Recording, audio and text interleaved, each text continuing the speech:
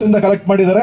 V D Harish ಇಂದ ಆಗಲಿ, ಧರಣೇಶ್ ಇಂದ ಆಗಲಿ, ಅವ್ರ ತಂದೆಯವರಿಂದ ಆಗಲಿ 10,000 ದುಡ್ಡನ್ನ, ಕೇವಲ 10,000 ದುಡ್ಡನ್ನ, 3 ಕೋಟಿ ಅಲ್ಲ, 10,000 ದುಡ್ಡನ್ನ ನಾನು ಇಸ್ಕೊಂಡಿರೋದನ್ನ ರುಜುವಾತ್ ಪಡಿಸಿದ್ರೆ ಶಾಸಕ ಸ್ಥಾನಕ್ಕೆ ರಾಜೀನಾಮೆ ಕೊಟ್ಟು ತಲೆ ಬಡಿಸ್ಕೊಂಡು ಕತ್ತೆ ಮೇಲೆ ಕುಡ್ಸ್ಕೊಂಡು ಮೆರವಣಿಗೆ ಮಾಡಿಸ್ಕೊಂಡು, ಅಷ್ಟೇ ಅಲ್ಲ, ನಿಮ್ಮ ಎದುರುಗಡೆ ಆತ್ಮಹತ್ಯೆ ಮಾಡ್ಕೊಳಕ್ ಹೋದ್ರೆ ತಡಿತೀರಿ. ನಾನು ಒಬ್ಬನೇ ಸಿಂಗಲ್ ಆಗಿ ಮನೆ ಒಳಗಡೆ ಡೋರ್ ಹಾಕೊಂಡು ನನಗೆ ನಾನೇ ಚಾಕು ಹಾಕೊಂಡು ಆತ್ಮಹತ್ಯೆ ಮಾಡ್ಕೋತೀನಿ. ಒಂದು ವೇಳೆ ಅವ್ರು ರುಜುವಾತ್ ಮಾಡೋಕ್ಕಾಗಲಿಲ್ಲ ಅಂತಂದ್ರೆ ಏನ್ ಮಾಡಿಸ್ಕೋತಾರೆ ಅವರು? ಯಾವ ಪದ ಬಳಸ್ಬೇಕು? ನಾನು ಜವಾಬ್ದಾರಸ್ಥರು ಜವಾಬ್ದಾರಿತ ನಡ್ಕೋಬೇಕು. ಯಾರೇ ಆಗ್ಲಿ ಆಪಾದನೆ ಮಾಡೋದು ಈಸಿ.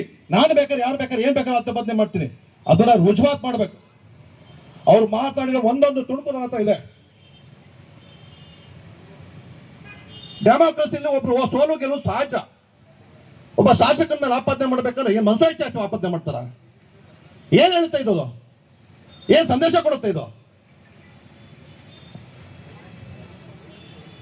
ವಿ ಡಿ ಹರೀಶ್ ಕೊಟ್ಟಿದ್ದಾರಂತೆ, ನಾನು ಕಾರನ್ನ ನಾವು ತೆಗೆಸ್ಕೊಂಡು ಹೋಗ್ಬೇಕು ಅಂತ ಇವತ್ತು ನನಗಿದೆ. ಇವತ್ತು ನಾನು ವರ್ಷದಲ್ಲಿ 3.5 ಕೋಟಿ ಸರ್ಕಾರಕ್ಕೆ ರಾಯಲ್ಟಿ, ಇನ್ಕಮ್ ಟ್ಯಾಕ್ಸ್, GST, ನನ್ನ ಟ್ಯಾಕ್ಸ್ ಕಟ್ಟುವಂತ ಸಂಪೂರ್ಣ ವಿಚಾರ ಇದೆ. ಮಾಹಿತಿ ದಾಖಲೆ ಕೊಡ್ತೀನಿ. ನಾನು ನನ್ನ ಹೆಂಡತಿ, ನನ್ನ ತಮ್ಮನಿಂದ ಒಂದು ಜವಾಬ್ದಾರಿ ನಡ್ಕೋಬೇಕು. ಇದು ನನ್ನ ಉದ್ದೇಶ. ನಾನು ಒಂದ್ ವೇಳೆ ಅದು ಆಗ್ಲಿಲ್ವ ಅವ್ರು ಹೇಳಿದ್ರು ನೀಸ್ಕೊಂಡು ಏನಾದ್ರೆ ದೇವ್ರ ಮೇಲೆ ನನ್ನ ನಂಬಿಕೆ ಇದೆ. ಧರ್ಮಸ್ಥಳಕ್ಕೆ ಬರ್ತೀನಿ ನಾನು.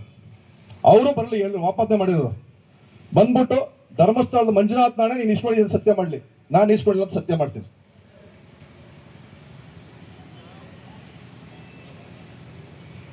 ಇದು ವಿಚಾರ.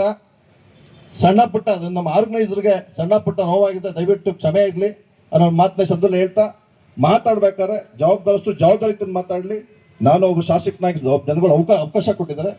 ನನ್ಗೆ ಕೊಟ್ಟಿರೋಂಥ ಅವಕಾಶನ ಎಲ್ಲೂ ಸಹ ಮಿಸ್ಯೂಸ್ ಮಾಡ್ಕೊಂಡ್ರೆ, ದುರ್ಬಳಕೆ ಮಾಡ್ಕೊಂಡ್ರೆ ಪ್ರಾಮಾಣಿಕ ಮಾಡೋಂಥ ಕೆಲಸ ನಾನು ಮಾಡ್ತೀನಿ. ಇವತ್ತು ಅನುದಾನ ಬರುತ್ತೋ ಬಿಡುತ್ತೋ, ಒಬ್ಬ ಶಾಸಕನಾಗಿ ಸಾರ್ವಜನಿಕ ಸಮಸ್ಯೆಗೆ ಸ್ಪಂದಿಸುವಂಥ ಕೆಲಸ ನನ್ನ ಜವಾಬ್ದಾರಿ.